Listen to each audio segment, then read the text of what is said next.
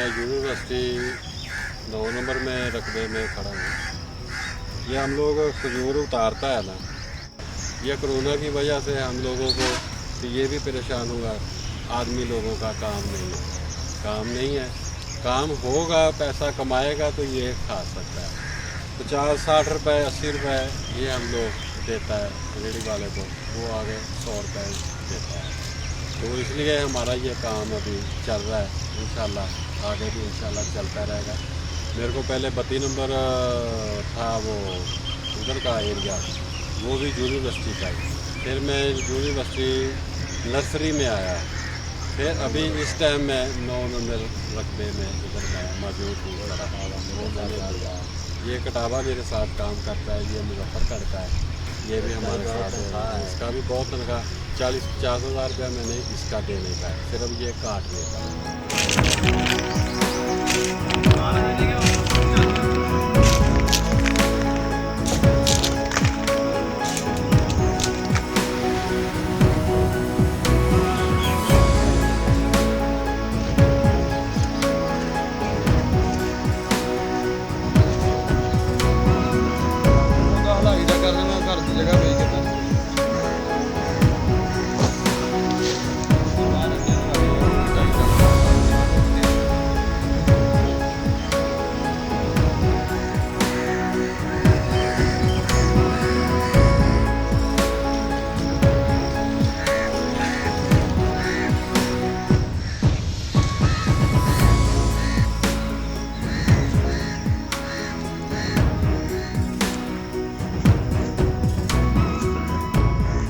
मैं इत्थे ठेका लिया 9 ਸਕੁਅਰ ਮੁਰੱਬਾ 9 ਦਾ। ਤੇ ਸਰ ਤੁਸੀਂ ਦੇਖੋ ਕਿ ਇੱਥੇ ਮੇਰੇ ਨਾਲ ਕਿੱਦਾਂ ਦੀ ਜ਼ਿਆਦਤੀ ਹੋ ਰਹੀ ਆ ਕਿ ਮੈਨੂੰ ਇਹ ਚੀਜ਼ ਦਿਖਾਈ ਗਈ ਆ ਕਿ ਆਹ ਖਜੂਰ ਦਾ 900 ਪੌਦਾ ਵਾ ਇਹਦੇ ਵਿੱਚ, ਤੇ ਇਹ ਜਨਾਬੇ ਵਾਲਾ 900 ਪੌਦਾ ਹੈ। ਫਿਰ ਮੈਨੂੰ ਕਿਹਾ ਗਿਆ ਕਿ ਇਹਦੇ ਵਿੱਚ 500 ਪੌਦਾ ਹਲਾਵੀ ਦਾ ਵਾ। ਮੈਂ ਗਿਣਤੀ ਕੀਤੀ ਆ, लेकिन उस टाइम फल छोटा होंदा वा, वो चीज़ नज़र नहीं आती जिहड़ी फल तैयार होने तो बाद नज़र आती। सर आप तुसीं देखो कम से कम 100 मन खजूर जिहड़ी इस तरह की है जिन्हों नर नहीं पिया। ये तुसीं देख सकते हैं, ये नाल दे कम से कम 150 पौधा वा जिन्हों नर नहीं पिया। 100 मन तो एक मामूली जिहा केस आ सर जी। 1000 रुपये मन भी सेल होवे ना तो काफ़ी रकम दी है।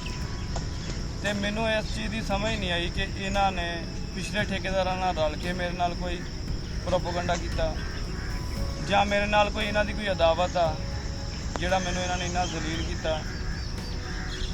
मैं हुण पैसे दे रहा इन्हों अपने कोलों दिते हुण तक पैसे, नैक्सट इन्हों पैसे देने, लेकिन मैनू समझ नहीं आ रही कि मैं वो पैसे कित्थों देवांगा इन्होंने। तो सर जी तुसीं आ सारा माल देख सकते हैं टोटल, एक बार विजिट करके देखो इत्थे कि तुहानूं खुद पता चलेगा इत्थे की सूरत हाल है। फिर बाग की खाद, बाग की दवाई, बाग की मशीन स्प्रे वाली वो इत्थे मुयसर ही नहीं है।